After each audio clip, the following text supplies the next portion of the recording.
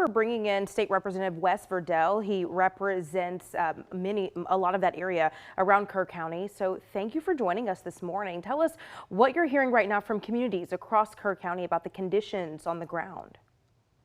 Yeah, thanks for having me on. So we've been over in Center Point where it's probably been hit the hardest, and the water is probably just as high and possibly higher than it was about a year ago.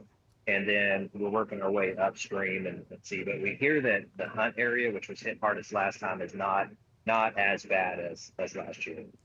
Okay, so that is at least some perhaps good news. But Representative, you were saying that you believe what's happening in some parts of Kerr County are perhaps worse than what we saw last year during that devastating flood. Yeah, that's correct. Right now, we're not looking at the casualties that we had last time. A lot of property damage though, and we've been checking with the volunteer fire departments and at the emergency operations center, and there are people basically set up everywhere with swift boats to go in and rescue if that needs to happen. Representative Vindell, we heard earlier from the Travis County Judge, Andy Brown. He came here into the studio and was talking about how a Starflight helicopter crew had gone to help with water rescues there in Kerr County. And he had mentioned that those crews had recovered a body there.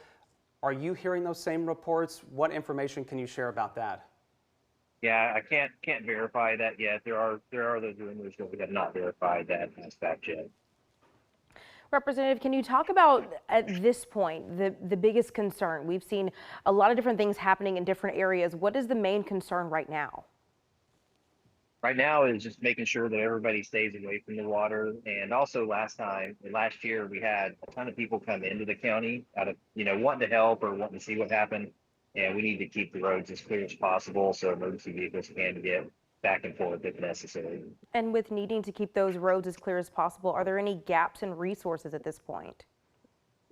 No, right now everything looks good. We've got DPS and Texas Parks and Wildlife along with Tatum, all in Kerr County, and they're surrounded in other counties that I covered also because we're having flooding in several counties.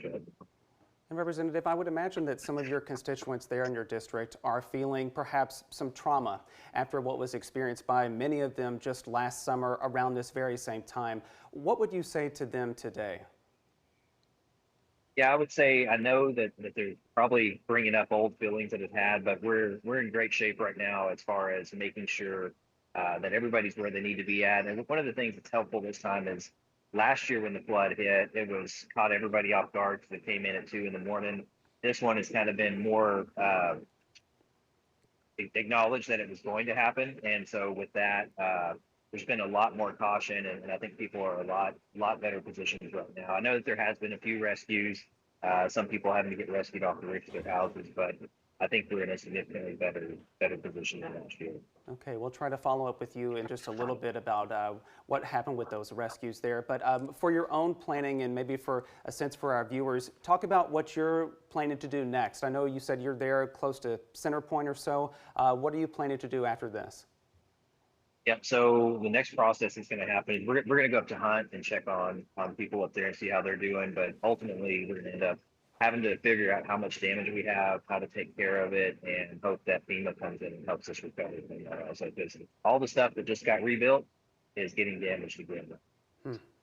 And that kind of leads into our next question. Would you expect a federal disaster declaration? And what exactly does that mean for the folks that you're representing? Yeah, I do expect that to happen. The federal declaration would end up helping us with federal funding, whereas right now we're going to be dependent on state funding, I believe, at this moment. And I know that, again, you're going to be traveling around to some of the hard-hit areas there where you are right now. But what message do you have for people who are dealing with some of those flash flooding conditions? I know that there has been a word put out along the Pedernales River, along the Guadalupe there in Kerr County about trying to seek higher ground. What message would you like to pass along to people now? Yeah, don't be a hero. Try to cross low water crossings. We were over by the Center Point area, and we were on this little road. We came over the top of it, not realizing that there was going to be a low water crossing right there, and we had to slam our brakes on before we hit the low water crossing, just because you don't see it. You come over a little hill, and there it is. So people just need to be really cautious, drive slower, and don't try to cross water that is going across the road. Like it's moving fast, and it's actually moving faster now than last year because we don't have any other vegetation in the riverbed like last time. So it's moving very fast.